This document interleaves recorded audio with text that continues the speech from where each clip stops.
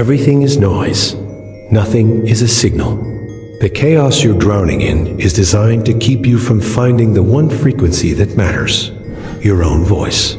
Speaking truth in a world built on lies, wake up. Check phone, scroll, bad news, worse news, catastrophic news.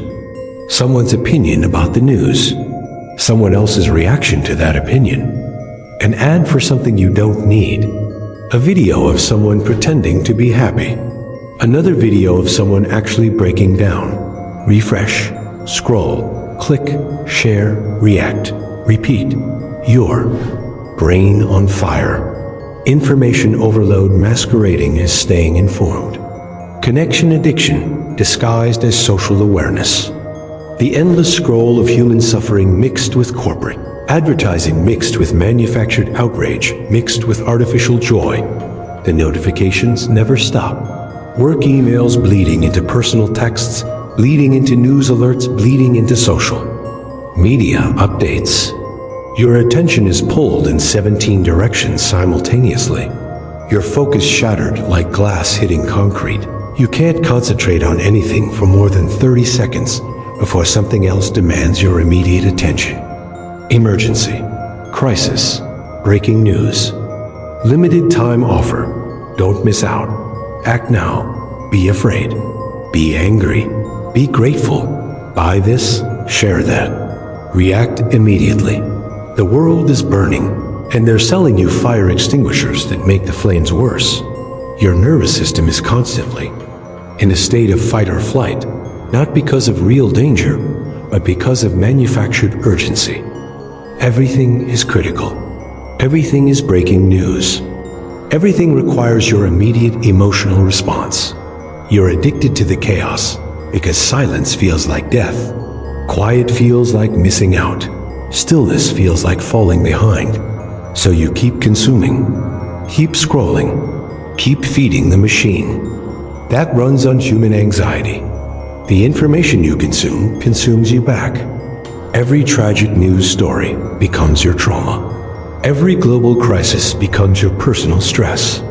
Every social injustice becomes your emotional burden. You're carrying the weight of 7 billion problems you can't solve.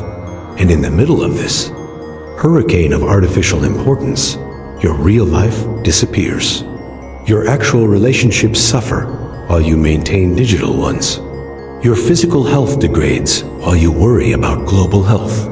Your personal growth stops while you track everyone else's highlight reels.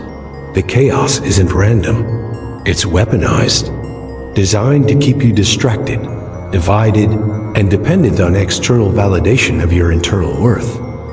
The chaos you're drowning in serves someone else's purpose. Every moment you spend consuming content is a moment you're not creating change.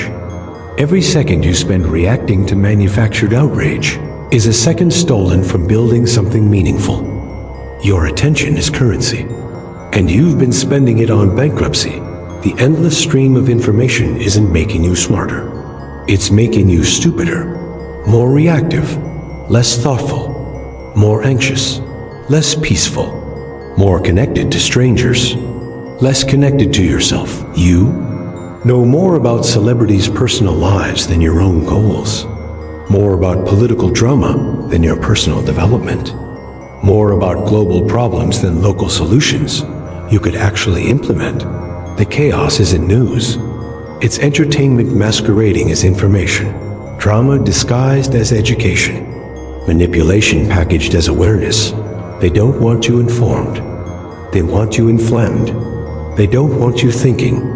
They want you to react. They don't want you building. They want you to consume. Every platform is designed to maximize engagement, not maximize understanding. To increase time spent, not wisdom gained. To amplify emotion, not develop insight. The algorithm doesn't show you what you need to see. It shows you what keeps you scrolling. What makes you angry enough to engage? What triggers you enough to share? What addicts you enough to return? You're not the customer. You're the product being sold to advertisers who profit from your distraction, your anxiety, your compulsive behavior. The clarity you seek exists in the spaces between the noise. In the moments when you turn off the feed and tune into the frequency of your own thoughts. When you stop consuming other people's problems and start solving your own. But finding that clarity requires something most people won't do. Disconnect from the chaos long enough to remember who they are underneath all the external input. The world's problems are real, but your anxiety about them while doing nothing about them serves no one. Your outrage without action is just entertainment for the machine that profits from your emotional labor. You can feel it building, can't you? That suffocating pressure of infinite information pressing against finite consciousness. Your brain wasn't designed to process the emotional weight of 7 billion people's problems in real time. The breaking news that broke you, the social media, arguments that never end. The comment sections reveal the worst of humanity. The virtue signaling signals nothing but emptiness. The performative outrage that performs without changing anything. Your feed is a fever dream, a collage of human misery, an artificial happiness, real pain mixed with fake solutions. Genuine problems are buried under manufactured controversies designed to keep you clicking, sharing, and engaging with content that engages nothing real in your actual life. The aesthetic of chaos. Everything is happening all at once. Every crisis is competing for your attention. Every tragedy demands your emotional investment. Every injustice requires your immediate response. But you're not responding, you're reacting. And there's a difference. Responding requires thought, analysis, and intentional action based on careful consideration. Reacting is just an emotional reflex triggered by a stimulus designed to bypass critical thinking. You've been reacting for so long, you've forgotten how to respond. Forgotten how to think before you feel. Forgotten how to analyze before you react. Forgotten how to pause before you engage. The chaos has colonized your inner space. Your thoughts sound like Twitter. Your conversations sound like comment sections. Your internal dialogue sounds like news anchors delivering breaking news about your own life. Even your dreams are sponsored content now. Your unconscious mind is processing advertisements, notifications, social media posts, and news alerts, creating chaos even in the space that used to be a sanctuary. The silence you fear isn't empty. It's full of your own thoughts, your own voice, your own wisdom that's been buried under layers of external noise. But accessing that silence requires a digital detox that feels like withdrawal, because that's exactly what it is. Withdrawal from the drug of constant stimulation. The moment of clarity doesn't come gradually. It hits like lightning when you finally turn off every screen, silence every notification, step away from every source of artificial urgency. In that silence, you hear something you haven't heard in years. Your own voice. Not echoing someone else's opinion. Not reacting to someone else's content. Just your own thoughts. Unfiltered by algorithms. Uninfluenced by engagement metrics. The world doesn't end when you disconnect. The crises continue without your anxiety. The arguments proceed without your participation. The breaking news breaks without your emotional investment.